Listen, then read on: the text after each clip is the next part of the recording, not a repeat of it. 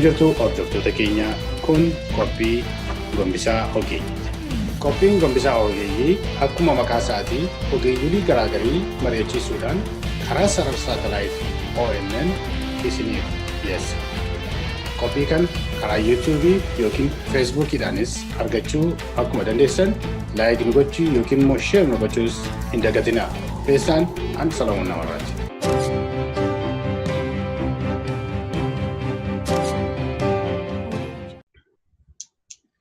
Akkam jirtu daawwattoota keenya bakkuma jirtanitti nagaa waaqayyoo isin haa qaqqabu jenna. Kun qophii sagantaa Gombisaa Ogeeyyiiti. Ani immoo Solomon Namarraati kan qopheessee isinii dhiyeessu. Sagantaan kun karaa ONN darba waan ta'eef qophii har'aa qopheessine keessatti haala yeroo ammaa naannoo Oromiyaatti ta'aa jiru keessaayyuu haala nagaa irratti adda bilisummaa Oromoodhaa fi mootummaa gidduutti bu'e irratti akkamitti yaada ol jijjiiruudhaa fi walitti dhiyaanneeti jirra. Nagaadhaan nu hordofaa isiniin jenna nu wajjin tura. Galatoomaan jedha. Kanarratti namoota lamaa warma isin dura beektan qabadheetiin dhiyaatee jira. Dr. Beenyaa fi akkasumas obbo Biyyoo qabadheetiin jira. Egaa isaan irraatii waa isaan jedhanii ogeeyyoonni kun waa isaan nu qopheessanii waa isaan nutti himan immoo dhaggeeffannaa jecha. Tole egaa buloota koo akkuma beektanii amma gidduu kana egaa yeroo darbee kana baay'ee dhiphina keessa turre karaa hundumaatiin warri biyya keessaas warri biyya alaas rakkoon garaagarii naannoo Oromiyaa keessatti waraanni garaagarii ta'aa tureera, namnis du'aa tureera, namnis ajjeefamaa tureera, hidhamaas jira ammayyuu taanaanii kan hidhames ammayyuu gadi hin dhiifamne. Haa ta'u malee immoo haalli gidduu kana ta'aa jiru kun abdii guddaa hunduma keenya keessatti naqee jira. Uummata Oromoo birattis abdii guddaa naqeeti jira. Akkamittiin abbootiin gadaa roolii kana fudhatanii dhugaa dubbachuu yennaa ta'ee olaantummaa Oromoo institushiniin Oromoo olaantummaa isaatiin akka kanaan uummata kana olitti fidee nagaa buusisuuf socho'uun karaa kootiin ani baay'een gammadee jira. Mee akkamitti ilaalta mee otoo sakaanitti hin seeniin Biyyoo irraan jalqabameera. Fayyaa ta'e Solomon yeroo hundaa'u hawaasni addunyaarra jiru kun hundinuu wanni nagaa yeroo haasa'amu gammachuu itti dhagahama. Maaliif ilmi namaa uumaadhaanii nagaa barbaada. Nageenyi kuni guddina fida. Kanaaf nageenyi yeroo dubbatamu gammaduun nurra jiraa jechuudha. Keessattuu uummata Oromoo biyya keessatti warra argamu jidduutti nageenyi akka bu'u abbootiin gadaadhaa ijibbaanni isaan godhan ijibbaata ilmaan Oromoodhaa qofa osoo hin ta'in uummata naannawa san jiraatu mara boonsee fakkii ta'ee argame. Kuma kanaan dura seenaa adda addaa keessatti waa'ee sirna gadaa ollootiin keenya dhagaa turanitti addunyaa irrattis UNESCO keessatti gadaan hagamta akka bakka guddaa akka qabuu fi aadaa tikfamuu qabu fuulduraaf illee addunyaa irratti ta'uun akkuma fudhatame har'allee seenaa haarawaa galmeessan jechuudha abbootiin gadaadhaa. Kanaaf anis akkuma eenyuunu Oromummaa isaatiin gammadee boonetti Oromoon nagaa buusuu keessatti qooda guddaa naannawa san keessatti akka laachaa jiruu fi laachuun isaa naannawa saniif nagaa waaraa akka fidu kan agarsiisu waan ta'eef gammadeen jira. Tole egaa Dr. Beenyaa too. Galatoomii obbo Solomon akkuma uummata Oromoo biyya jiranii warri ala jirrus yookaan isaan achitti rakkatanii nus yaaddoo isaan faana yaaddannu. Gaafa nam tokko hidhame jedhamee nus irratti dhageenyu hin gaddina hin boonye akkuma biyya uummanni sun dhimmu nus ala taanee dhimmina baay'ee. Kanaafuu dhiphina kana keessa yaaddoo kana keessa bahuun hunduma keenyaafuu gaariidha. Beektee yeroo baay'ee waa'ee uummata Oromoo gaasofnu Oromummaan keenya aadaa keenya. Aadaa keenya keessa humnatu jira, ogummaatu jira. Abbootiin gadaa keenya aadaa Oromoo irratti hundaa'anii manguddoo ta'anii warroota politikaa ilaalcha adda qaban walitti fiduu danda'uun isaanii wanta nama gammachiisudha. Kanaaf daddaballee hin kaafnu uummata aadaa isaaf kabaju uummata aadaa isaatiin jiraatu hin jennu. Maaliif aadaa sana keessa beekte falli nuuf argama. Keessumaan Oromoodhaaf waa'ee nagaa kaafnu nagaan hunda qabeessa eenyumarrayyuu caalaa. Kanaafuu gammadeera warra abbootii gadaa haadhotii siiqqee galata qabu jajjabaadhaan jedha. Nuyis warri ala jirru hangochuu dandeenyu hundumaa goonee si wajjin jirra. Yaadaanis ogummaatiin hundumaa si wajjin jirraa jechuun barbaada. Yaa otuma fixeen jechumaan himee Dr. Beenyaa amma qabsoo Oromoon gaggeessaa ture keessaa yeroo dheeraa keessaati amma taa'ee yeroon ilaalu aadaa keenya deeffachuun instituushinii keenya deeffachuun keessatti ilaaltee amma abbootiin gadaa jechuun sirni gadaa sun dhufee emerji gochaa powerful ta'a akka inni dhufaa jiruun argaa jira jechaadha sanarratti yeroo argitu. Kana caalaayyuu deebi'ee iddootti deebi'ee dhaabolee siyaasaa keenya dhaabolee siyaasa Oromoo jiraniyyuu isaan gararraatti isaaniin akka inni ilaaluu danda'u irratti emerji gochaa jira jechaadha paawuriin sun jiraachuun seentiraal ta'ee giddu galeessa ta'e dhaaba siyaasaa irraa adda ba'e. Anaani baay'eetii na gammachiisaa jira isaan akka kana gadi ba'anii dhufanii uummati Oromoos dhaaboleen siyaasaas kabajaan ulfinaan amma kana ta'anii wajjin asan akkamitti ilaaltan? Yaada baay'isa kaafte beektaa. Interestingly, warra British, warra United Kingdom, institution isaanii, queen isaanii, mootiin isaanii, queen jedhanii himatan suni akka namaatti mitan ishee ilaalan. Institution isaanii waan taateef. Isheen hambiraa miti bakka tokko deemtee dhukkubsataa dubbistee namoota waa tattaafatan rikognaayizii goote waraqaa kenniteefi qofaaf jijjiirama fiddaa jirti. Maaliif instituushinii isaanii waan ta'eef keenya waanta jedhanii kaawwataniif kanarraa kan ka'e qooda ishee bahaa jirti jechuudha kan ka'e. Uummanni Oromoos akkasuma instituushinii keenya guddifachuun, jajjabeeffachuun, utubachuun akka nuyi hawaasa keenya gara fuulduratti ceessuudhaan gargaara. Political crisis kana keessatti warri abbaa gadaa warra siiqqee qooda isaan qabatanii hamma kanan jedhamnedha. Wanti kun gara fuulduraattis more institutionalis ta'e akka gochuun tattaafachuu nutti jira. Yookaan akkas goone uummata safuun jiraatu, uummata kennee fudhatu, uummata political keessatti uummata kennee fudhatu, uummata waacuu danda'u gochuun hin danda'ama uummata keenya. Jireenyi uummata keenya yeroo ammaa waan hedduu rakkisaatu jira. Kanaaf fala barbaaddachuu hin dandeenya yoo tokkummaan hojjenne. Hannu barbaachisu hanbiraa miti. Qabeenya doolaarsaayinii miti, duraana miti. Humni dhaloonni uummanni keenya humni isaa otoo walitti babbaase ofuma isaayyuu qabeenyadha. Qabeenya kana walitti fiduu sanarratti waan rakkina ta'ee nu rakkisaa jiru. Kanaafuu abbaan gadaa fi haati siiqqee qooda isaanii gara fuulduraatti jajjabeessinee akka isaan qooda isaan kennuu danda'a hawaasa keenya irratti hojjechuu danda'an irratti hojjechuun baay'ee barbaachisaa ta'ee fudhata. Obbo Biyyoo achumaan isumatti naa dabaliiti qabsoo ijoolleen dhiigi ilmaan Oromoo dhangala'aa ture jechaadha. Kanumaaf dhangala'aa ture jechaadha. Amma caafii isaa argaa jirra jechaadha. Dhufeetu aadaan keenya otoo hin barin eenyummaan keenya otoo hin dagatamiin gadi ba'aa dhufe jechaadha. Dhiigi ilmaan Oromoo kun abbaan gadaa kun egaa yeroo haala kana ilaaltu akkamittiin dhiigi ijoolleen keenya dhangalaastee fiddee kunoo paaworii abbootii gadaa kana gadi baaste kun dhiiga isaanii jechaadha. Qabsoo isaan geggeessantu dhufee gadi ba'aa jira jechaadha. Karaa hundumaati. Dhaaboleen siyaasaas bilisaan dhufanii abbootiin gadaas gadi ba'uun dhufanii paaworii fudhachuun biyyattii keessatti illee gara fuulduraatti I think roolii guddaa taphatu jedheetiin amana. Warri siiqqees akkasitti ba'aa dhufuun dhiigi ijoollee kanaa kana akkamittiin eeguu qabu abbootiin gadaa gadi fageessanii akka inni rivarsi hin taane ta'ee yaadame jechuudha. Miitu gooteef. Fayyaa ta'e waan amma tahaa jiru kana itti seenuu keenya dura dhiifamaa waliin nama dagachuu hin qabne seenaa keessatti galatoonfachuu qabnu tokko dagachuun nurra hin jiru. Tokko walgahii san irratti obbo Haayilee Gabree qoonni achirratti isaan laatanii qooda Oromummaa dhugaa Oromummaa addunyaa tana keessatti calaqqifamuu qabu argisiise.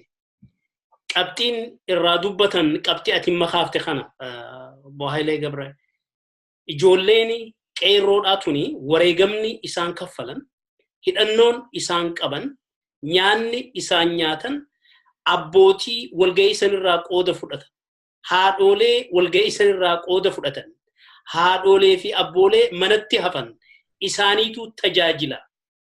Qeerroo qabsoo uummata Oromoodhaa geggeessaa turtee fi ammallee itti jirtu abbootii fi haadholee biyya Oromiyaa keessa jiraniin gargar baasuu hin dandeessan.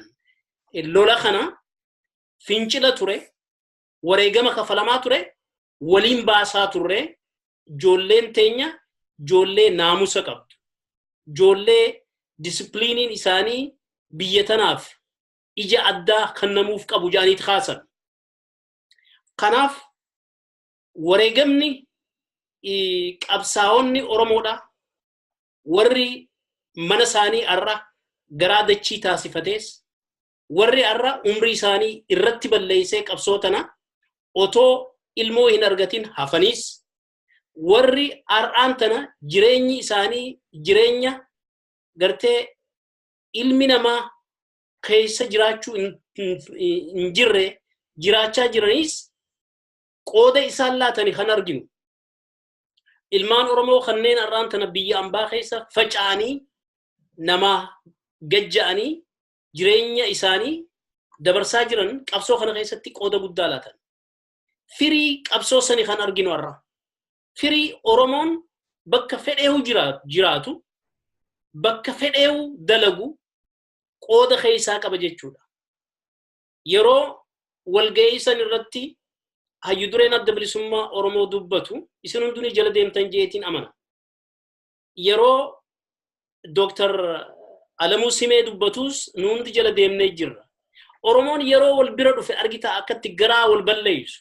Achirraa wanni argitu. Garaa wal balleessa, garaa warraasa siigalee garraamiidha Oromoon inni ju'amu san dhugaadha jechuudha. Oromoon wal bira dhufuu qofa kan inni barbaadu. Walga'ii san irratti hayyu dureen adda bilisummaa Oromoo umrii ijoollummaa isaarraa jalqabee haga arra arginu kanatti umriin isaa bakka inni jiru kan arginu kana akka itti qabsoo Oromoo kabajaadhaan waraana ijoollee gartee waraanatti galte tana kabajaan ummata Oromootii fi abbootii gadaatti ar'anjirraa jalqabnee dabarsinee kanneenee jirra jaa. Argitaa? So Oromoon seenaa akkanaa qaba jechuudha. Oromoon akkanatti aangoo irra turee fi dirqama isarra ture walii dabarsee dirqama itti aanuuf of qopheessa jechuudha. Isa kana kan arginu. Kun waan gartee nu hundinuu Oromummaadhaan ittiin boonu. Waan uummanni keenyalleen nagaa amma jalqabame kana hanga dandahametti nagaa kana qooda laachuudhaan nagaa kanarratti waan gaarii ida'uudhaan nagaa kana gabbifannee naannawa sanii fi biyyattii san karaa garteen hundinuu nagaan itti jiraannutti tarkaanfachiifnurra geenyee jirra jechuudha. Waan tokko akkan daganne qabxiin haa jennu isa kana malee qabxiin ummanni Oromootis ummanni biyya sanii waliigala ummanni naannawa sanii dagachuu hin qabne qabsoon Oromoodha. Karaa qaxxaamurra isa maayyiirra geessee jirti. Yeroon kun yeroo hamaadha. Yeroon kun yeroo gartee haga dandeenyutti walii obsuu qabnu. Yeroo haga dandeenyutti wal qabannee qaxxaamura karaarraa kana waliin dabruu qabnu. Karaa kanarratti Oromoon kufnaan biitti san rakkina guddaa keessa seenti. Ollootiin keenyalleen waan kana hubatanii akka qooda laatan kanumaanii iyyata dabarfadhaan gara kiyyaa. Yaa Dr. Beenyaa sumarratti abbootiin gadaa dhiiga ijoolleen keenya baaste waggaa 30-40 kaasee 50 kaasee dhaabbata ijaarsa yookiin bu'uura Maccaatuu lamarraa kaasee jira qabsoon Oromoo har'a miti kan inni jalqabe. Qabsoon kun darbee dhufee darbaa dhufee har'a qeerroo bira gahee wareegami baay'een itti bahee gootonni Oromoo meeqatti dhumanii adda nagaan jechaadha. Waan kana hawrii amma abbootiin gadaadhaaf dhufee isaaniin illee instituushinii kana gara biyyattii keessatti gadi fiduu dhufe kana akkamittiin eeguu qabu isa jedhu sanatti dabaleeti. Isa caalaa amma kan biraan immoo waan jedhu amma taa'een ilaala yeroo dhaaboleen siyaasaa kan biraallee jiru bakka sana gadi ol ga'e sanarra. biyyattii keessatti dhaaboleen siyaasaa kan biraan iddoo kan biraallee warra Amaaraa sirnaa warra Tigirees dhaabi siyaasaa baay'een hin qaban. Oromoo bira garuu dhaaba siyaasaa baay'ee jira. Isaan kun illee taa'anii waliin haasa'u. Isaan kun waliin taa'anii haasa'uun isaanii nuti amma OPDO'nii mootummaan Itoophiyaas jibbiisa qabaannee tun ta'in ijoolleen keenya nama tokko irratti dhukaasa banuu hin qabdan ajjeesuu hin qabdanidha falmiin keenya lolli keenya kan nuti qabnu jechaa isaanii. Garuu nagaan teenya walitti haala siyaasaa keessatti filmaataanii uummata filata. Isa kompiitii gochuu dandeenya gochuu qabdu malee kan jennu loliin keenya jechaadha. Dhiiga ijoollee qabsoo ijoollee kanatu fidee isaaniin illee akka isaan ta'anii waliin haasa'anii akka kanatti araaraman kan godhe jechaadha abbootii gadaa malee. Mee kana akkam godhameetu tiifamuu qabattee yaadame? Galatoomii obbo Solomon. Kana deebisii kennuudhaaf seenaa addunyaa kanan biriifilii kaasuu barbaada. Biyya waa'ee mirga dhala namaa irratti qoratame deeppii warra qoratamtu jiru beekti waa'ee mirga dhala namaa. Seenaa dhala namaa iyyuu waa'ee mirga dhala namaati. Achi keessatti maal jiru seeti beektaa? Waa'ee mirga kee falmattee nagaheera jettee yoo galte inni booddee dhufu immoo iyyuu ishee duraan duttee qabattee teessisan sirraa sharafachuu danda'an jedhutu jira. Kanaafuu uummanni keenya bakka amma keenya kana keenye kuni qeerroon keenya, abbootiin keenya, akaakolleetiin keenya du'anii dhiiga isaanii dhangalaasanii dhiiga isaanii cabsaniiti asiin nuun gahan. Isa amma arganne kana akkuma itti gammannee jirru rakkinni keenya hedduutu jira. Hamma achi keenyutti hamma rakkina keenya sanaadhaaf fala argannutti taa'uun nutti hin jiru. Gaaffii politikaa tokko, gaaffiin hawaasummaan biraati, gaaffii dinagdee sadaffaadha. Gaaffii politikaa sanatu rakkina keenya kana hundumaa irratti qooda godhate. Hiyyummaan biyya keenya keessatti, uummata Oromoo keenya keessatti naltee gaaffii politikaa sana wajjin qabataadha. Hawaasummaa rakkina politikaa wajjin qabataadha. Kanaafuu nu gaheera qoofneerra jennee hanteenyu miti gara fuulduraatti kan ibsutti hojjetu nuti jirudha. Walii galtee kanas akkuma gammannee waan jechaa jiru kana tiksuu danda'utu nutti jira.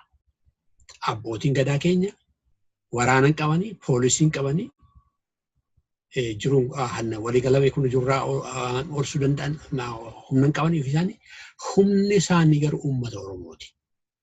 Uummanni Oromoo qeerroon instituushinii keenya kana, instituushinii gadaa, instituushinii siiqqee kana tiksuu danda'uun nutti jira. Jajjabeessuu danda'utu nutti jira. Yoggaa akkas gooneedhaan gara fuulduraatti ce'uu dandeenya. Yoggaa akkas gooneedhaan waliin galteen kun hanjiruudha ooluu danda'u. Kanaafuu uummanni keenya warra darban, warra dhiiga isaanii dhangalaasanii, lafee isaanii caccabsanii, warra asiin nuun gahanii yaadachaa. Haan isaan du'an sanas immoo akka fiixaan bu'u gochuudhaaf itti fufnee hojjechuu nutti jira. Akkamittiin hojjenna? Kanaatii booddee akkuma walii galteen sun ta'e bosona dhaquun nutti jiru. Qawwee dhukaasuu nutti jiru. Yaadaan garuu kamtu wayyaa? Maaltu wayyaa? Falli keenya maali?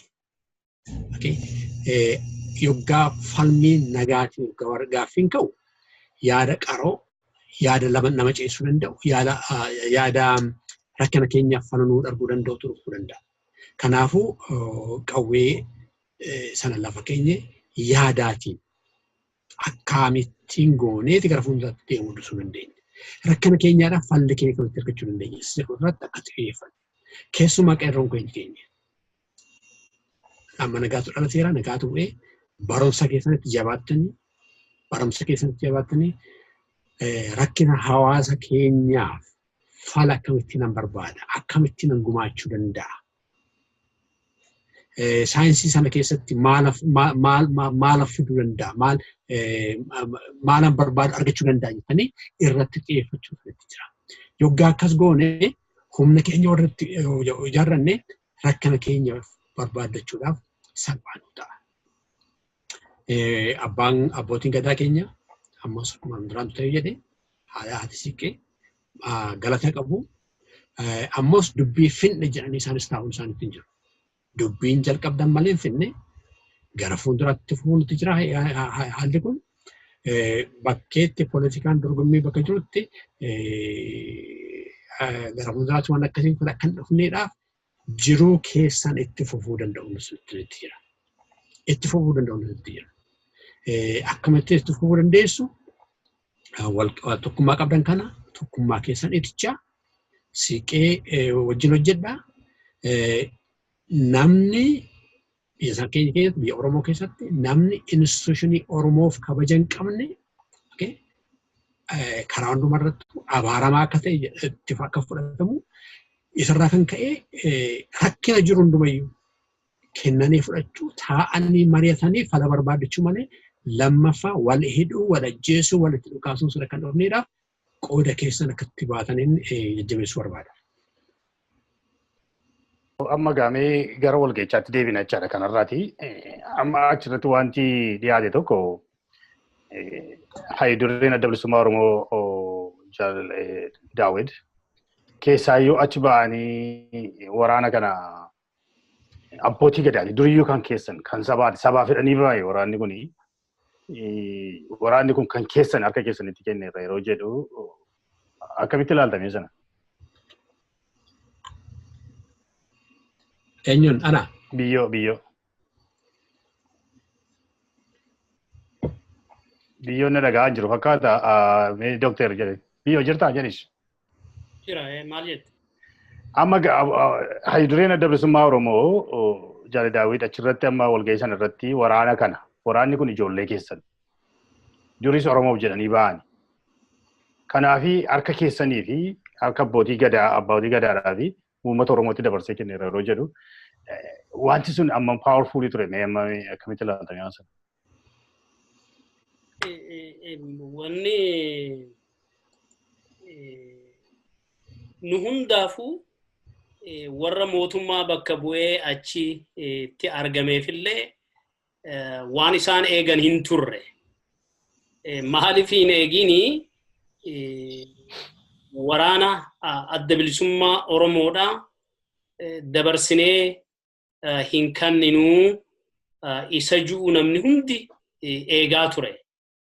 Garuu waraanni adda bilisummaa Oromoo gaafa ijaaramu akeeka ijaarameef qaba.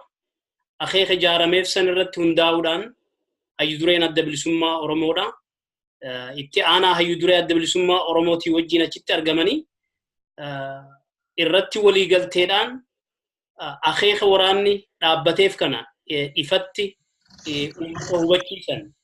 Uummata Oromoorraa dhalatanii ijoolleen waraana bilisummaa Oromoodhaa har'a qooda fudhachaa jiranii falmaa geggeessaa jiranii warri kalees dabran uummata Oromoorraa dhalatan uummata isaaniitiif dhaabbatan. Kanaaf waraanni bilisummaa Oromoodhaa abbootii gadaatii fi uummata Oromootti dabarsanii laachuun seenaa adda bilisummaa Oromoodhaa seenaa akkam akka ta'e hayyudureen adda bilisummaa Oromoodhaa uummata biyya sanii waliigalaatiif argisiisan jechuudha. Tokko isa kana. Inni kaan bara 1991 ni yaadattan.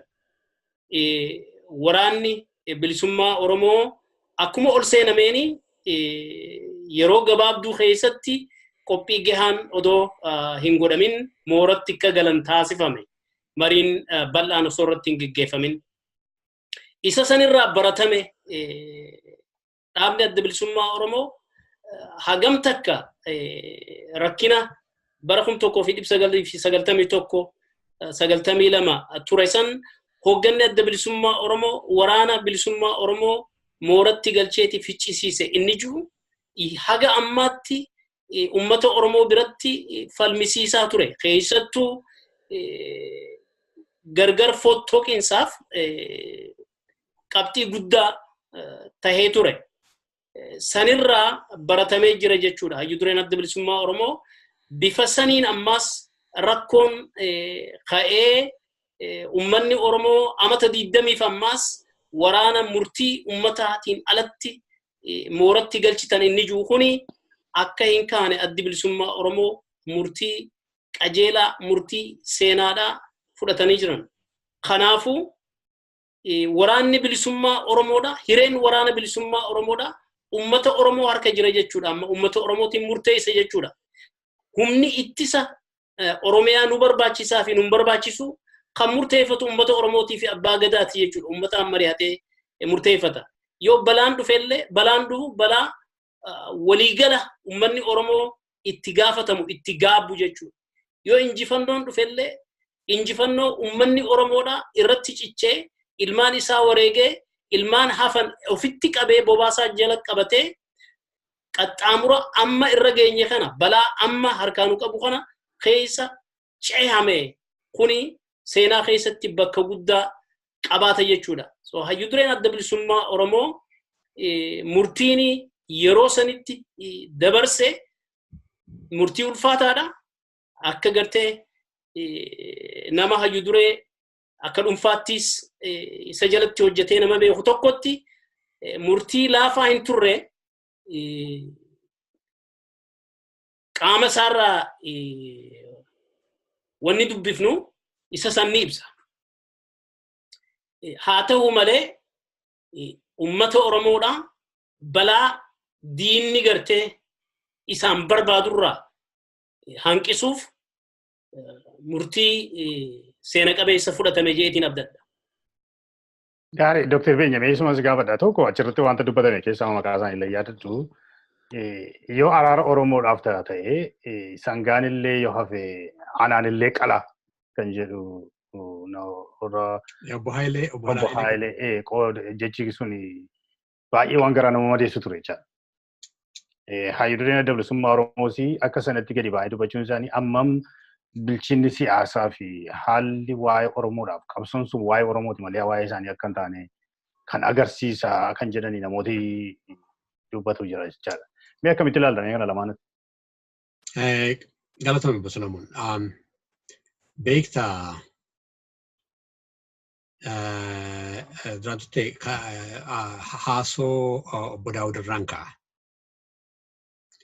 Achi taa'ee yoggaa reaction body language an jedhamutu jira beekte hammam decision yookiin murteen sun ulfaataa akka inni ta'e sammuu isaa keessatti hammam ulfaataa akka ta'aa ture achirraa argita. Maalin ulfaataan sun itti beekte nama waa'ee waraanaa sana beekutu impact isaa beeka. Namtichi kun jireenya isaa jiruu isaa hundumaa waraansa isaa keessa wanta darbeef impact isaa sana deeply hin beeka. Waraanni sun yaaddoon waraana sanaa abdiin waraana sanaa maal akka ta'es deeply ni beeka. Kanaaf at the same time immoo amma haara jiru sana keessatti yoo kana jedhe impactii isaa yoo kana jedhe impactii isaa yoo kana jedhe impactii isaa wanta keessa isaa wanta arguuf murteen sun ulfaataa ta'uusaa argita. Akkuma obboleessi koo amma biyyoon jedhe garuu very calculated, okay, very calculated, smart decision. Maal jedhee waraanni adda bilisummaa Oromoo uummata Oromooti. Har'aa jalqabee uummata Oromoof warra abbaa gadaa kan kennu. Isaan harka jira. Jechuun maal jechuudha? Waraanni kun hin ba'e uummata Oromoo cunqursaa keessaa, saamicha keessaa, garbummaa keessaa ba'uuf ba'e. Uummanni Oromoo nagaheera, qoofeera amma kanaan booda rakkin hin jiru jedhee murteessaadha. Achi keessatti warri abbaa gadaa qooda qabaadha. Jechuun filoosoofumaa duraan turte mayyuu adda bilisummaa Oromootiin masakamu waa'ee ofii murteeffachuusa jedhu. Waraanni kun hin ba'e uummanni Oromoo waa'ee isaa akka ofiisaa akka murteeffatuudhaaf ba'e. Amma immoo uummanni Oromoo waa'ee waraana kanaas uummanni Oromoo ofuma isaa akka waa'ee murteessuudhaaf. Hankoo miti, han dhaabaa miti, garuu han uummata Oromooti. Kuni maal godhe warra kaan warra jallinaan eegaa turan. Uummata Oromoo fuuldura dhaabbanna moo uummata Oromoo wajjin dhaabbannaa hin jedhu gaaffii isaanitti dhufaa jira. Warri duraan turtee warra ODP'f gaaffii guddaadha.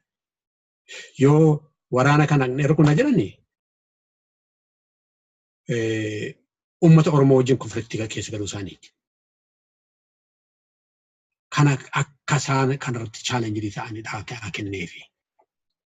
Obbo Haayilee Gabriyaan Gannaasawu inni bo'aachi ture.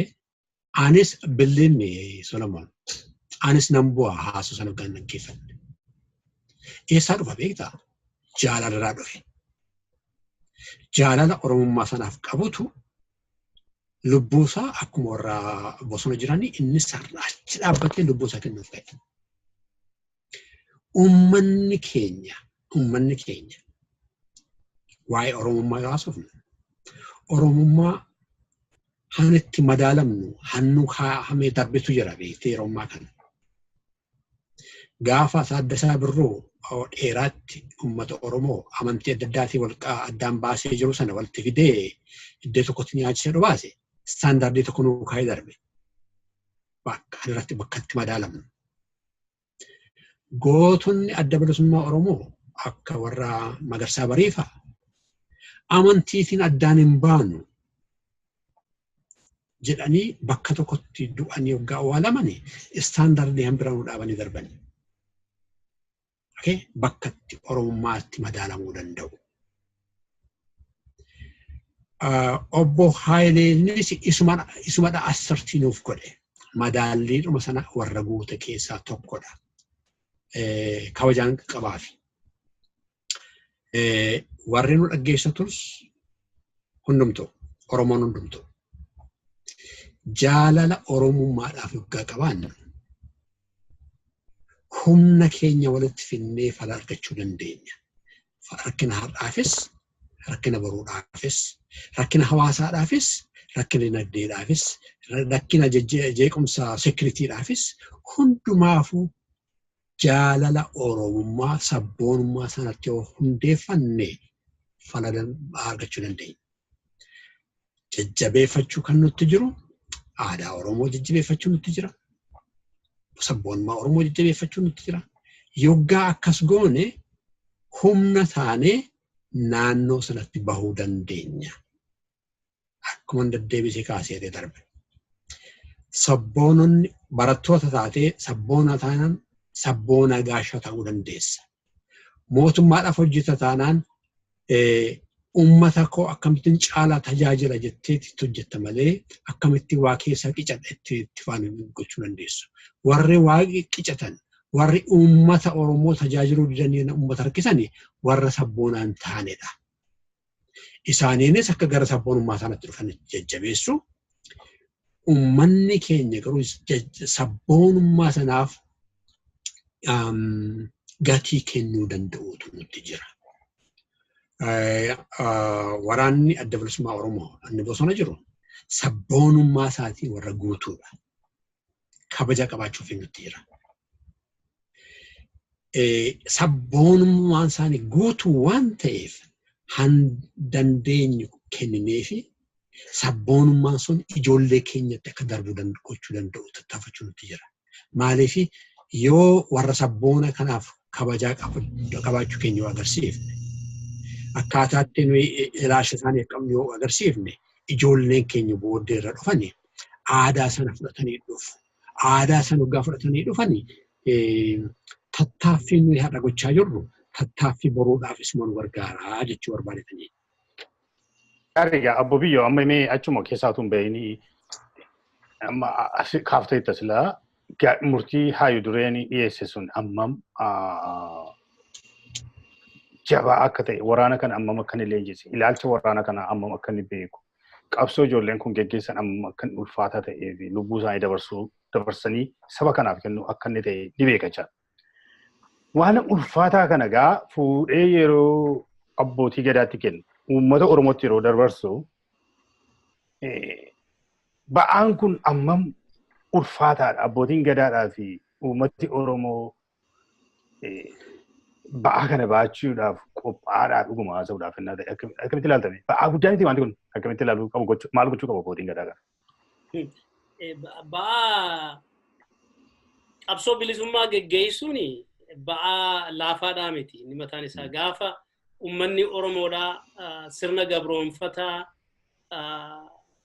dirqiidhaan nu qabate akkuma inni dhufetti firraa haafna jedhee uummanni Oromoo gaafa murteeffate gaafa san ba'aa guddaa ofirratti fudhate.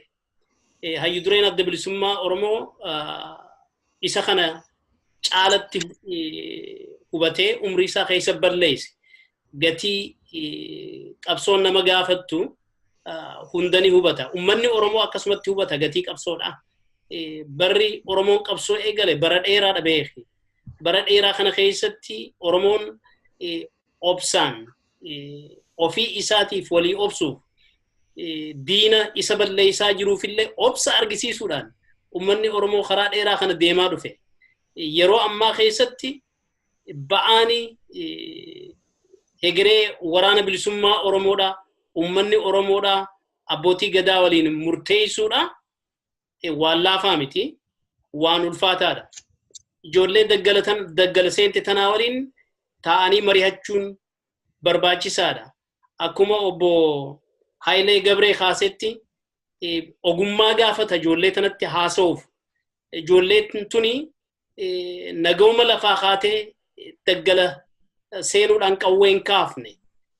Ijoolleen tun diddaa gabrummaa roorroo uummata isaanii irratti baroota dheeraaf geggeeffamu kanaaf lubbuu bakka bu'ii hin qabne laachuudhaaf achi seenan rakkoo jiru hunda fudhachuudhaan. Isaan kanaa waliin taa'anii mari'atanii fixuun hagamta akka ulfaataa ta'e warri abbootiin gadaadhaa anaaf sis caalaa hubatu. Maaliif hubatu? Walgahii dheengaddaa qindeessuudhaaf wareegamni dadhabbiin isaan abbootiin gadaa baasanii laafaa miti. Ibidda gara lamaan walitti deemaa jiru, lubbuu gara lamaa badaa jiru, jeequmsa biittisan itti deemaa jirtu hubatanii isa saniif gatii barbaachisu kafalla jedhaniif qopheessanii mootummaa naannoo Oromiyaa halkanis guyyaas itti rooba keessaas aduu keessaas itti deddeebi'anii bakka amma naafi ati agarree irraa dubbannu kana gahan. So kanaafi ba'aan kun kanaan boodaas wanni uummanni Oromoo hubachuun irra jiru karaa qaxxaamurarra gahuun keenya isa kanaaf akka gaaritti of eeggachuu nu barbaachisa jechuudha. Ijoollee tana eeguun, ijoollee tana tajaajiluun, ijoollee tana fedhii isaan bahaniif bakkaan gahuuf waadaa galuuniif barbaachisaadha jechuudha. Karaa kana dabruudhaaf.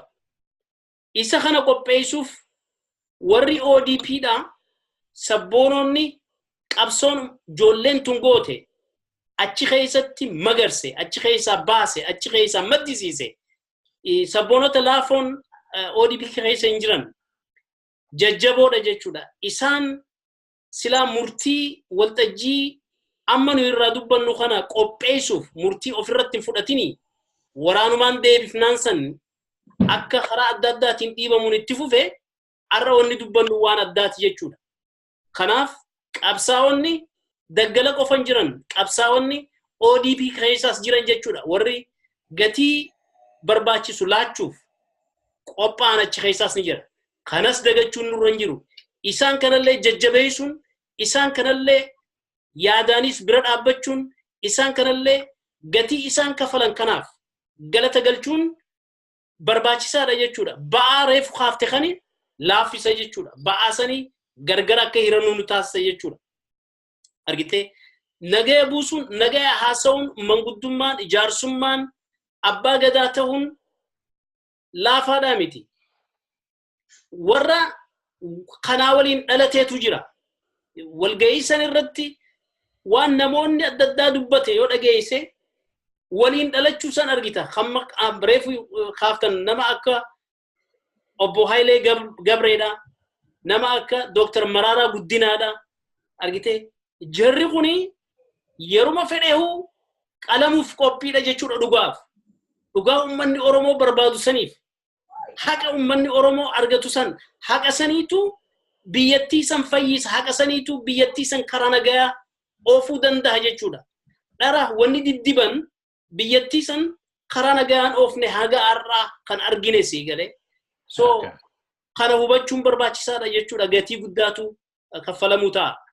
So Dr. Beenyaa Chumaaniitti uffiti amma ijoolleen kun agartee bosona jiru warra bara dheeraa baay'een isaanii bosona keessa turanii uummata Oromoo dhufanii kan isaan wareeganii uummata dhamammoo dhufanii dhaqanii isaanii jinaasa'uun isaanii simachuun gufuun tokko utuu isaanii hin argatin dhufanii uummata isaaniitti dabalamanii kaampii galan keessatti kabaji barbaachise ta'ee fi wanti barbaachise hundumtu guutee fi yeroo achi ba'an karaa deeman irratti lafa isaan dhaqan haala mijeessuu irratti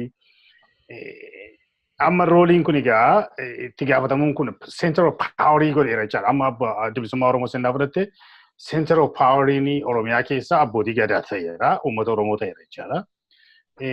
Warra OPDO seenaa fudhatte waan sana accept gochuun isaanii abbootiin gadaa center of power isaa biyyattii Oromiyaa ta'uu isaati gahanii agarsiisu.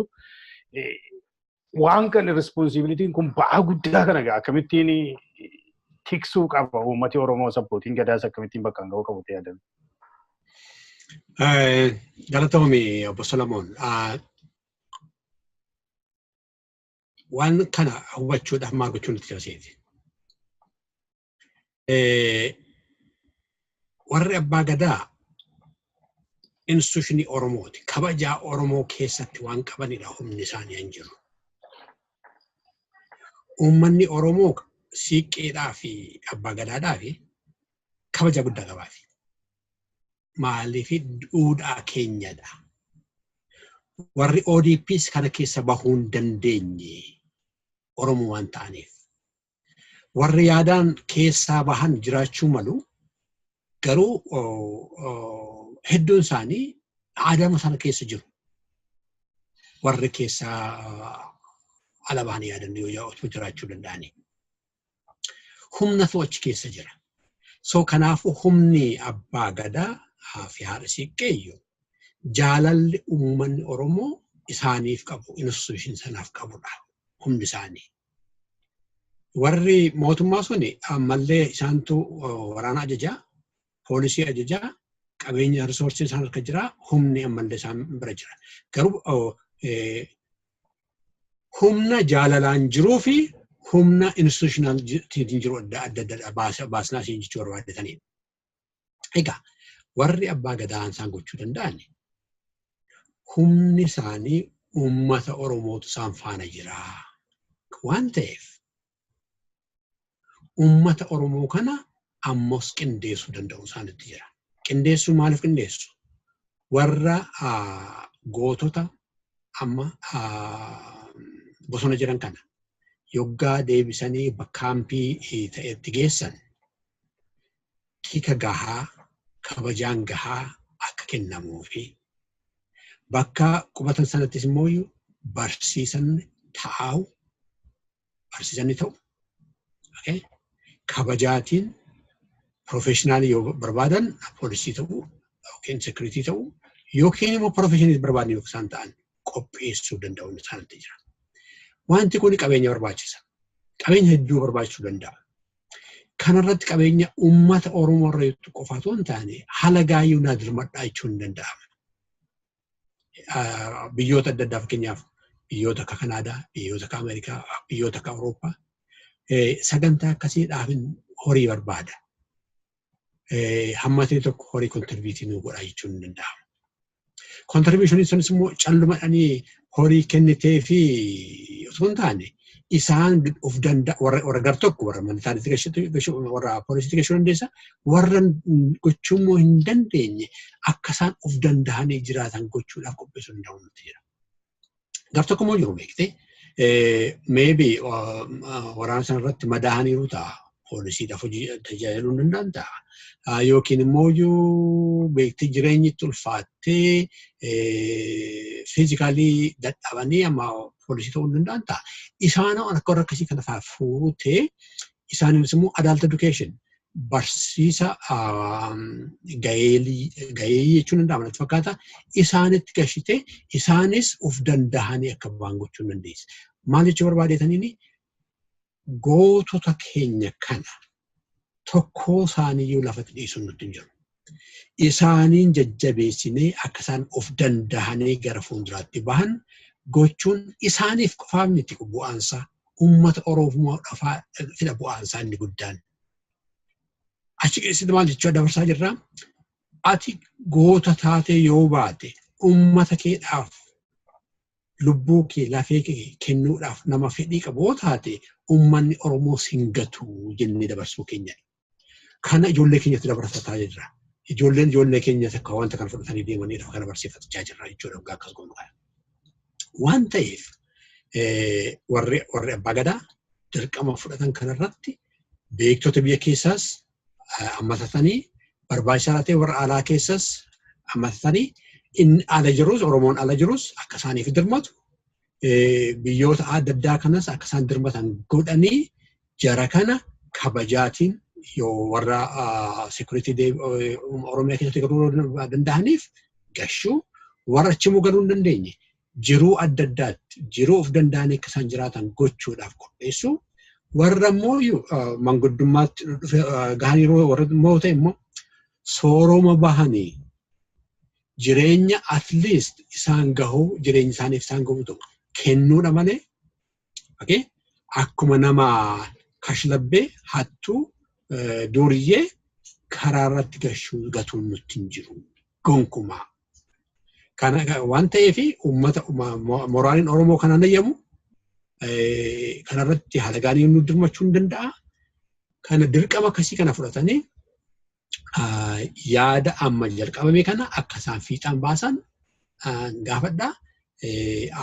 Nan dhamara dhibbatti uummanni Oromoo ala jiru hangochuu danda'u hundumaa ni godha. Kana jechuun barbaada. Gaaffii kana maaliif isin gaafadhe jettee beektaa amma siistemiin biyya Itoophiyaa suni Dr. Beenyaa maaf ittiin deebi'achaa.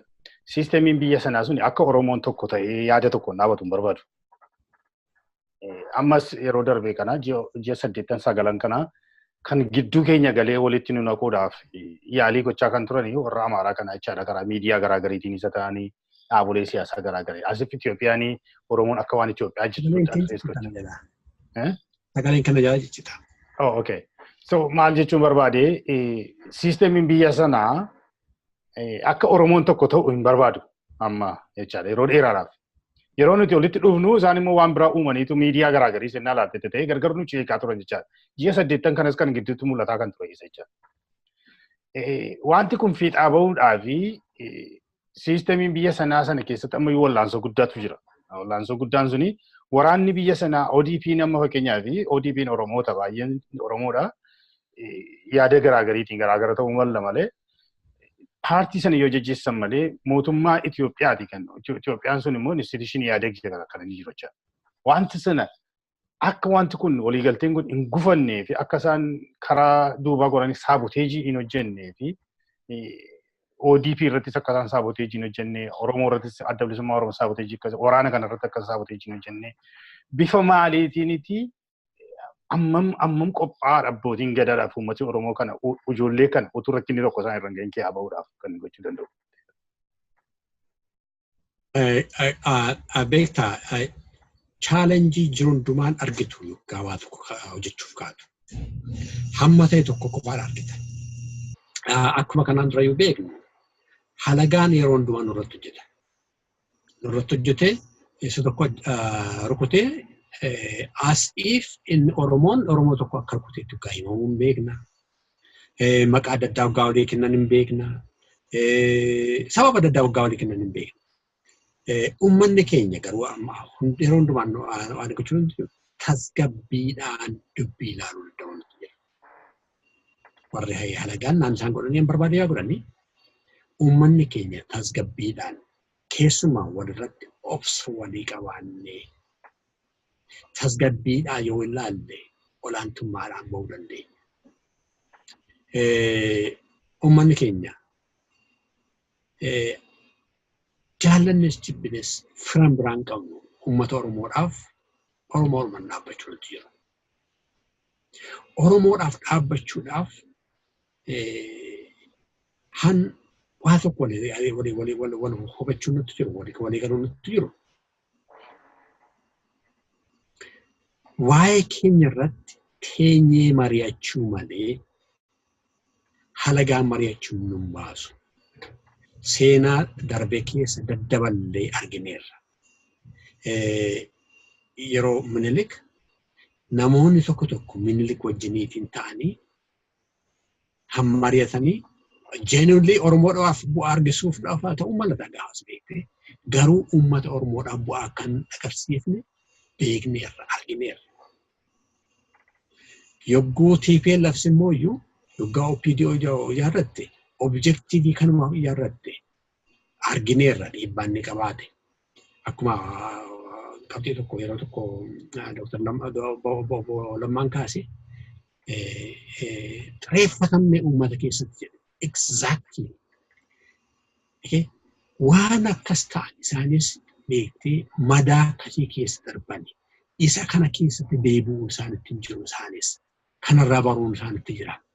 Uummanni Oromoo garuu yoo wajjin ta'e, yoo wajjin hojjete fala argachuu danda'a. Yoggaa gootonni keenya kun akkasaan qubachuuf ka'ani harkina adda addaa dhufuu mala possible garuu uummanni keenya kana hayyamuu nutti jiru. Kana hayyamneef ija qarootiin ilaaluu nutti jira, gurra qarootiin dhaggeeffachuu nutti jira, hanta'aa jiru. Tika isaanii ijoollee keenyadha. Baay'een isaanii ijoollee keenyadha. Ijoollee keenya uummata Oromoodhaaf fala barbaachisoo seenedha. Ijoollee keenya akkasii kana, ijoollee qaroo akkasii kana tikfachuun, kunuunfachuun uummata Oromoo hundumaati. Warra bagadaadhaaf dirqamnaa kennamu malee uummata Oromoo harkadha jiru jarri kun. Uummata Oromoo harka jiraniif hundumtuu tika isaanii irratti bobba'uu nutti jira, kunuunsuu isaanii irratti bobba'uu nutti jira. Kanaaf ani shakkiin qabu inni ta'a yoo akkuma immoo kaafte yoo dhibe isuma waliigaltee kanayyuu bukeessuudhaaf warra already asii achi jiran akka jiran shakkiin qabu. Uummanni Oromoo garuu obsa qabaatee wajjin taa'ee kennee fudhatu aadaa sana jajjabeeffatee gara fuulduraatti deebi'u malee halagaan maannaan jedhaatiin ta'uu nutti hin jiru. Halagaan ajandaan isaati qaba. Ajandaan Oromoo waan biraati. Ajandaa Oromoo irratti hojjenna malee ajandaa halagaa irratti hojjenna taanaan gara fuulduraatti deemuu dandeenyu. Kanaafuu inni ajandaa keenya miti. Ajandaan Oromoo ajandaa Oromooti. Ati OPDOs ta'e, ODPs ta'e, ABO, OFCO hundumtuu ajandaa Oromoo irratti yoo fookasii godhe adda addummaan keenya xiqqaadha. Achirratti akka jajjabeessuun gaafachuu barbaada. Gaarii obbo Biyyoo isuma gaaffii masa kanarratti amma Dr. Beenyaa gaafadhe irratti dabaliiti. Amma dhaaboleen siyaasaa Oromoo baay'een biyya alaa kana yeroo turan yeroo isaan lolaa turan irratti lolaa turan haala garaagariis rakkoon garaagariis mudataa yeroo ture yeroo lajjisaa turanii ture jecha. Abbootiin gadaa haala amma godhan kana adeemsa amma godhan sana bal'isanii dhaabolee siyaasaa warra kaan warra ol dhabaa ture sanas bifa kanaan walitti fidanii dhuma araaraa akka ta'u gochuun irratti hojjechuu qabu dheetii yaada. Akkamitti ilaaltan? Miyuutii godheera. Waldhabbiin jaarmayoota Oromoo jidduu ture biyya keessaa saga tokko jiraachaa ture. Toora 80moota dhuma keessa jaarmaya iflootii fi adda bilisummaa Oromoo jidduu. Biyya alaa kan immoo isa san caale jaarmaya 5-6 wal dura dhaabbate. Kuni biyya isaatii namni yeroo bahe argitee wal dhabuun hedduu laaftuudha. Maaliif bakki isaan irratti itti walii galan hin jiran biyya isaanii keessa hin jiran. Amma biyya keessatti deebi'amee jira. Qabsoon Oromoodhaa uummata Oromoo keessatti deebitee jirti. Walgahii dheengadda gaggeeffame kanarratti yoo laalte jaarmayni Oromoodhaa kan bakka sanii hin jiraatiin hin argitu. Fedhii uummata Oromoodha bakkaan gahuu fi jaarrummaalleen haa jiraattu malee garuu taa'anii dhaggeeffatanii yaada kennachuuf fedhii guutuutu achirratti calaqqifame jechuudha. So kanaaf wallabbii Oromoo jidduu hiikuuni abbootii gadaatiif hagam takka akka laafaatu reefus dubbannee jirra. Warra wal ajjeese dhukaasa walirratti banee sangaa qalanii walitti araarsan rakkina kana fixuudhaaf deeman jechuudha. Oromooni rakkoon guddaani maali biyya Itoophiyaa keessatti nagaa buusuuf ba'aan guddaan Oromoorra jira. Maaliif Oromoorra jira? Itoophiyummaa fi Oromummaa wal cinaa oofuuni dirqamni irra ulfaataan Oromoorratti jige argite. Maaliif Oromoorratti jige isa juu kana akkanaan ilaalutti Oromooni biyya isaa keessatti saboota adda addaa jiraachisee waliin jiraatee beeka. Maaliif sirna gadaatiin waan bulaa tureef jecha muuxannoon Oromoon qabu muuxannoo saboota biyya san keessa jiran hundarra muuxannoo addaati qaba bulchiinsa irratti waliin jiraachuu irratti nagaa buusuu irratti rakkoo hiikuu irratti muuxannoo isaa qaba sirna gadaa keessatti baratee jira. Warri saboonni biraa Oromoo keessa jiraachuu malee Oromoon biyya isaanii naannoo isaan qubatan dhaqee jiraachisanii Oromoon biyya biraa dhaqee fakkeenyaaf Maqalee yookaan Bahar Daar keessa dhaqee Oromoon dirqama fudhatee biyya naannoo san bulchee ummata waliin jiraachuudhaaf hireen san hin argamne. Ummanni san hiree akkasii hin beekan jechuudha. Argitee nama biraatii waliin jiraachuu. Tanaaf nagaa buusuun ba'aan irra guddaan ba'aan ulfaataan Oromoorra jira jechuudha. Itoophiyummaa fi Oromummaa wal cinaa oofu akka waliin tu'inetti waliin jiraachisuu dandeettii guddaa Oromoon qaba. Warri reefu ati kaafte saboonni akka Amaaraa baaraginsa qaban argitee sodaa qaban baaraga kanaa fi sodaa kana kan keessaa haquu danda'u Oromoo qofa. Isaan beekumsa isaa xiqqoo waan hin qabneef jecha ofirraa haquun danda'an Oromoon yoo if danda'e nu balleessaa san qofaa itti mul'ata. Hin jiraannu san qofaa itti mul'ata. Nagaa hin qabaannu san qofaa itti mul'ata. Garuu garagalchitee yeroo laaltu Oromoo irratti duulanii sirna gadaa balleessuu isaanii aadaa Oromootii fi afaan Oromoodhaa itti duulanii balleessuun isaanii biyyattii haala amma jirtu kana keessa akka fide akka naqe barsiisuun barbaachisaadha jechuudha. Biyyattii isaan silaa maqaa leellisuudhaan Itoophiyaa biyya guddittii biyya addunyaarra beekamte ja'anii leellisuu barbaadan tana bakka tanaan warri gahee warra akkas mataa gartee bal'inaan gara bal'inaan otoo hin laalin warra san leellisiitu rakkoo guddaa kana fite. Isa kana ummanni Oromoodha barsiisuudhaaf dandeettii gahaa qaba jechuudha. Dandeettii gahaa qabaachuusaa falmuun gaafachuun nurra hin jiru. Isa dheengadda argine kun gahaadha jechuudha.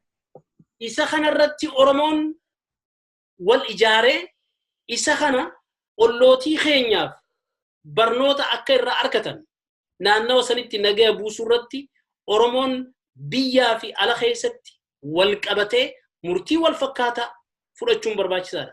Murtii wal fakkaataa Oromoo kana immoo karaa qabsiisuuf ogeeyyiin Oromoodha warri biyya keessa jiraniis warri ala jiraniis yeroo ammaa kana keessatti qooda guddaatu irraa eegama jechuudha. Qooda isaanii beekuun barbaachisaadha jechuudha. Biyya waa eeggachuu odoon ta'in hayyoonni muuxannoo adda addaa biyya ambaa tana keessatti horatan bakka amma Oromoon jirtu kana keessa kanarraa fuuldura tarkaanfachiisuuf qooda guddaa qabaatu qooda sanirratti bobbahuutu rakkoo biyyattii san hiika warra ollootii keenya kan gartee lolaan nu barbaadu kanallee isaaniifillee barnoota addaa warri laachuu danda'u warra abbootii gadaatii fi ogeeyyii Oromoon qabdu jechuudha. Oromoon muuxannoo isaa qabaachuu argisiisuudhaan. Dr. Beenyaa achumatti itti dabaleetii amma gara xumuraatti dhufneerra. Waraanni bilisummaa Oromoo akkamittiin hayyudureen egaa dabarsee kenneera. Waraanni bilisummaa Oromoos abbootii gadaa kan akkamitti simachuu qaba. Fedha uummataa kan akkamitti simachuu qaba. maree kan akkamitti ilaaluu qaba jetteetu yaadamee utuu gufuun tokko fakkeenyaaf akkuma sila dubbannee warri diina Oromoo ta'an saaboteeji gochuu yaaluu malu gaa waa'ee kana. Saaboteeji isaan gochuu yaalan kana akkamitti obsaan bira darbee dhufee warra abbaa gadaa wajjin hojjetee kana bakkaan ga'uu xumuruu qaba itti yaadame. Galatoomii gaaffii duraan dhufe tokkorraan si jalqaba waa'ee warra political organizationii warra kaan hafaniif isa jiru irratti. Beektee rakkina isaanii yeroo baay'ee hubachuudhaaf namoonni baay'een itti tuqaan hin tuqne tokkotu jira. Rakkinni isaanii suni beektee rakkoo keessatti dhalate. Amma fakkeenyaaf warra qaama ce'umsaa yookaan cabiitii sanadhaaf kontribiitii godhe rakkina ture beektee yeroo sana. Rakkina inni kunis irratti olaantummaan qabu, inni kunis olaantummaan qabu. Rakkina sanarratti akkamitti jalaa baana jiru irratti addaan baatu ba'e rakkina keessatu. Eenyu balleessaan eenyuyyuu miti rakkina sana ture isaan namaan godhe. Isaatii booddeeti warri Jeneraal Kamaal Gashuuf hoggaa isaan adda bilisummaa Oromoo dhaqan ammas rakkina kan biraatu jira. Rakkinni sun maal seete warri conventional army mootummaa irraa buqqaanii dhaqani beekumsaanii ogummaan isaanii waraana conventional army gaggeessuudha. Warri kaanii warra gureellaadha. Yoggaa walitti dhufanii rakkinni akkasii dhufa jedhanii eegne turre beektee. Rakkina sana keessatti sanatu rakkina iddoo isaanii keessa fide. Kanaaf haala isaan isaanitti jiru rakkinni Kamaal miti rakkinni, Daawud miti rakkinni. Rakkina sanatu rakkina sana bakka kana isaan geesse. Yoo dubbii kana akkasittiin guddisanii ilaalan rakkinni isaan iddoo hin jirtu. Maaliif keessumaatii har'a uummata Oromoo keessa jiru, uummata Oromoo wajjinidha hojjechuuf qabu. Waan ta'eef rakkinni isaan jira duraan duttee jirtu tole hin jirtu kanaafatii booddee jechuudha. Kana achirratti yoo jalqabanii faala barbaadachuu danda'u. Isaanis warra abbaa gadaas waan kanarratti akkaan hojjetan gochuun ni danda'ama jechuu barbaadataniin. Waa'ee waraana adda bilisummaa Oromoo akkamittiin warra abbaa gadaa simatu eenyuyyuu caalaa uummata warra keessa jirus warra ala jirus caalaa waraanni adda bilisummaa Oromoo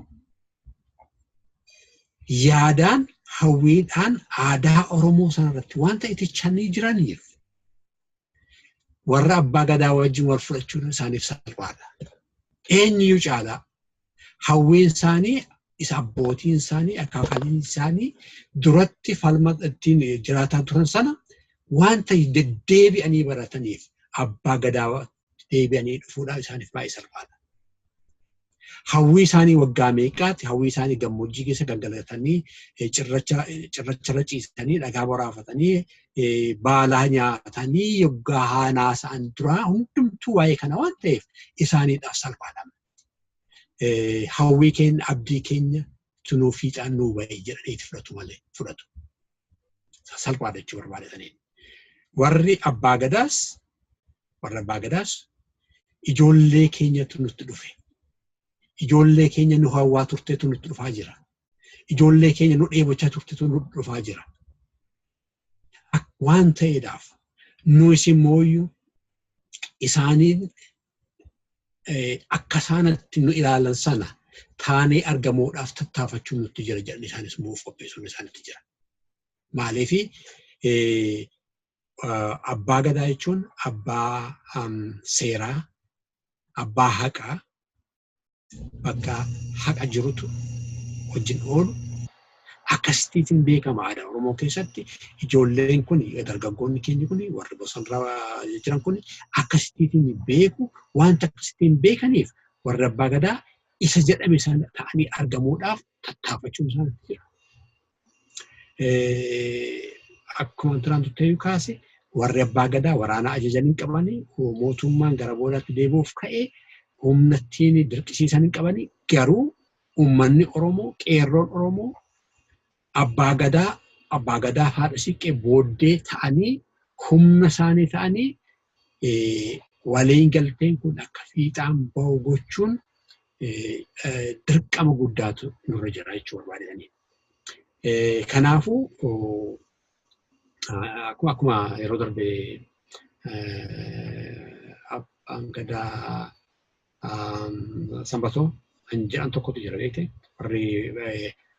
warra Human Rights Organization, International Human Rights Organization Dhugaasaa isa dubbisanii akka namoonni tokko akkan sobu isa gaafannaan lakki ani halangee kana baadheen sobu jedhanii abbaan gadaa yeroo hundumaa haqaaf dubbata, yeroo hundumaa dhugaaf dubbata, yeroo hundumaa aadaa Oromoo tiksuudhaaf dubbata waan ta'eef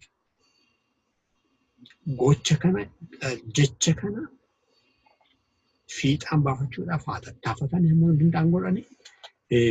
Ani gaaffiin qabu waraanni adda bilisummaa Oromoo gaachii dhufu gammachuu guddaatiin warra hansimachuuf ta'an jechuun barbaadatanii. Tole egaa obbo Biyyoo mee gara dhumaatti dhufneerraa egaa amma dhaamsa keessattuu muraasa chumaan nu himiti kan biraan kan ishoo ta'e dhugaa amma egaa waa'ee teekiniikii isaa baay'een wanti irratti hojjetamu akkaataa isaa irratti hojjetamu gaani baay'een isaa gadi hin bahin jira egaa isa dura buunee kana godhaa jechuun illee ulfaataadha isaanumti karaa jalqaban fitanii isarratti gara fuulduraatti roonni gad dhufu taasofna. Dhaamsati Oromoo hundaafis abbootii gadaafis uummata Oromoofis qeerroo dabalatee jechaadha. Miidiyoo ONN isa ta'u, OMN isa ta'u, miidiyaa mootummaa jala jiru isa ta'u, Oromoo mootummaa jala jiru ta'u jechuukooti. Isaan kana ilaallatee dhaamsatti qabdu mee maal dhaabdame kanarratti? Miitu gooteerta. Fayyaa ta'e obbo Solomon. Dhaamsi ani qabu tokko Oromoon bara 150 Oromoo waan gabroomeef dheebuu bilisummaadha qaba. Dheebuun bilisummaaf inni qabu kuni akkaataan itti saffartu hin jiru. Baroota 150 kana keessa balaan Oromoon keessa qaxxaamure balaa laafaa miti. Yeroo ammaa balaa san keessa hunda dabreeti eenyummaa isaa amma addunyaa irratti mul'isaa jira. Eenyummaa isaatiin walitti dhihaatee haasawaa jira. Eenyummaa isaatiin afaan isaa dubbachaa jira. Eenyummaa isaatiin akka bulu achi tarkaanfachaa jira. Inni kuni baroota dheeraa gabrummaa jala turuuni Oromootti sodaa guddaas uumee jira. Sodaan inni uume of shakku wal shakku. Yeroo ammaa inni kun nun baasu ilmaan Oromoo maraaf wal shakkuu fi of shakkuun galaana amma geenye kana nun ceesisu gama. Fakkiitti yoo fudhanne biyyoota gurguddatan kana keessaa filmaata isa Trump itti filatame kana kan Ameerikaa halaallu. Shirri or sabotaaj wanni jaaniin kuni biyya of dandeessee teknoloojii adda addaatiin fagaatte tana filmaata isaanii biitti Raashaadha influence gochuu dandeessee jirti. So sabotaajiin biyya akkasii irratti hojjetame biyya Afrikaa amma uummanni lafaa ol ka'aa jiru keessatti shirri isa xiqqaarraa jalqabee isa guddaa haga ga'utti ni hojjetama. Isa kanaaf jilbiiffachuun nurra hin jiru, sodaachuun nurra hin jiru, shakkuuni gaariidha. Shakkuuni qiyaasa qabaachuun barbaachisaadha. Waa hunda shakkinee bakka barbaannu gahuun nurra hin jiru. Oromoon kana keessaa bahuutu irra jira jechuudha. Akkuma jeenummaan aadaa isaa, afaan isaa tursiifatetti qabsoo isaatiin daangaa isaa hoogganummaa adda bilisummaa Oromootiin daangaan uummata Oromoo sararamee ifatti beekametti shakkii fi wal shakkuu kana keessa akka bahuu dhaammadha. Dhaamsi guddaan abbootiin gadaa, abbootiin ani gorsuu miti, abbootiin ani dhaamsallee itti erguumi abbootiin an iyyannaa itti dhiyeeffadhu jechuudha.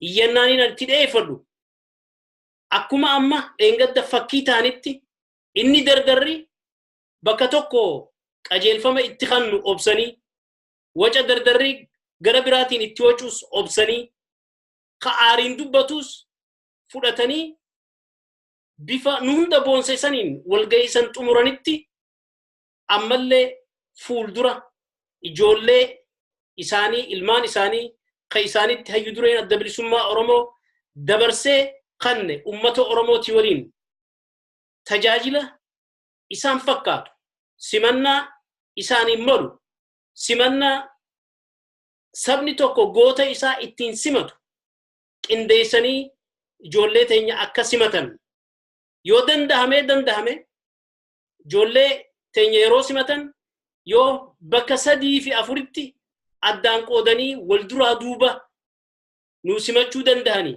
isa tokko keessummachiisanii eega inni tokko bahee booda isatti aanu fidanii wal faana akkasitti yoo geggeessan bakka takkatti simachuun tarii rakkinallee itti uumuun mala tarii isaaniif geggeessuullee ulfaataa ta'a tarii mootummaafillee ba'aa guddaa ta'a akkasitti bakka 2-3tti gargar baasanii yoo keessummachiisu hojii kana xumuruu bakkaan gahaniin iyyata akka ilma Oromoo tokko dhiyeeffadhaa dhimma kana irratti nu mari'achiisuu keetiif obbo Solomon fayyaa ta'e. Dr. Beenyaa ati sichumaani mee dhaamsi kennedhuma amma miidiyaas dabalate keessumaa miidiyaan paaworiidha. Hundumaa caalayyuu waraanas akkamiyyuu kan cabsu miidiyaadha. Amma ONN haa ta'u OMN haa ta'u warra sooshaal miidiyaa karaa Facebook irraan waan garaagarii barreessanii isa ta'u yookiin odeessanis haa ta'u miidiyaa karaa mootummaatiin Oromoo ta'anii jiran akkamittiin uummata isa ta'u abbootiin gadaas adda bilisummaa Oromoos ODP'nis hundumti keenya iyyuu dhaabolee siyaasaa kan biraas harka ol qabannee waan kana waliigaltee kana tiksinee bakkaan ga'uudhaan irratti roolii maalii qabachuu qabnattee yaadda? Miyut gooteerta.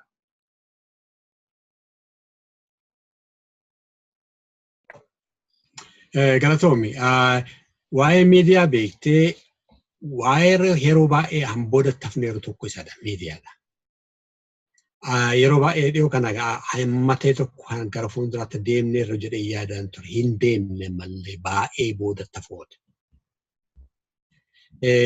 Amma yeroo tokko beektee propagaandaadhaaf jedhanii mootummaanis ta'e giruupiin adda addaa propagaandaa hoggaatan himanii warri miidiyaa hin jirani beektee bakka sana. Silaayyuu miidiyaan hin jiraachuu ture. Ragaan kee maalii akkasitti jettaa ragaan kee maalii jedhanii gaafachuun isaanitti ture. Hin jedhani. Mootummaas hin jechaan jiru warri private media ONN OMN isaanis dhaqanii gaafataan jiran. Warra mootummaas ilaaman mootummaati. Kuni gara uummata keenya gara fuulduraatti ceessuudhaaf gufuu ta'aa jira. Namoonni tokko dubbii hoggaa isaan jallisan, dubbii beekaa jallisan yookiin dogoggoranii akka isaan of qulleessan, akka isaan of qajeeshan gochuudhaaf gaaffii gaafachuun isaanitti jira warri miidiyaa. It's very, very important. Warri miidiyaa gaaffiin gaafattan taanaan dogoggorri sun akka adda deebi'ee fudhata ta'a. Garuu dhaqxanii yoggaa nam tokko waa ta'e tokko jedhu yoggaa keessuma yoggaa dogoggora jettanii shakkitan dhaqaatii maal jechuu keeti eessaa fidde yaada kana fiigarii kana eessaa fidde yoggaa jettanii gaafattanii han deebisan dhabu yoggaa deebisan dhabani lammaffaa qaana wanta barbaanneef waan akkasiin jiran amma waa tokko sitti waan kaasuu barbaade. Koloneel Gammachuun Eertiraa dhaqeeti Tigraay dhaqeeti ONN fi oofisa banee sooshaal miidiyaa irratti baay'ee hedduu odeessan. Eessaa dhufe? Inni kana jedhe isaan eessaa fiddee jedhanii gaafachuu. Yoggaa iddeetii fide yoggaa dhabe hin qaanaa. Waraana adda bilisummaa Oromoo warra karaa Eertiraa galan keessaati namoonni hamma kana nama Tigraayitti jedhamee namni kaasetu jira. Oromoo mootummaa warra aangoo qabu keessaati. Warri osoo biyya faranjiitu ta'e warri miidiyaa dhaqaniiti daataa kan eessaa fiddee? Daataan kun hammam dhugaadhaa jedhanii gaafatu. Yoggaa dhuguma yoo qabaate asiin argadhee daataan kun akkasii jedhee himata. Yoggaa hin qabne ta'e garuu itti qaana'eet lammaffaa dogoggora akkasii kana fudhatu. Yoo garuu an akkasii kun waggaa chaalenjii ta'uu didu maal fudhatama? Ogummaa ta'ee fudhatama beekte. Ogummaa ta'ee fudhatameeti ittuma dubbiin kun itti fufti jechuudha. Kana dhaabuu danda'u nutti jira. Warri miidiyaa keessumaati qooda qabaachuun sinitti jiru hin baane gonkumaa ila hin baane. Miidiyaan karaa mootummaa jiru, miidiyaan karaa piraayiveetii jiru hundatti keessan qooda gochuun sinitti jiru hin baane jechuun barbaadan kaasa. Uummanni keenya amma daddabalee kan kaasuu nutti jiru. Uummanni keenya of ijaaruun nutti jira. Uummanni keenya sabboonummaa keenya yeroo hundumayyuu caalaa jajjabeeffachuun nutti jira. Achi keessa humnatu jira. Achi keessa ogummaatu jira. Akkuma abbootiin gadaa keenya aadaa keenya fudhatanii as bahan nagaa nuu buusan ogummaan aadaa keenya keessa sana keessa wanta jiruuf aadaa keenya oromummaa keenya jajjabeeffannuun jedha. Galatoomii kanatti booddee.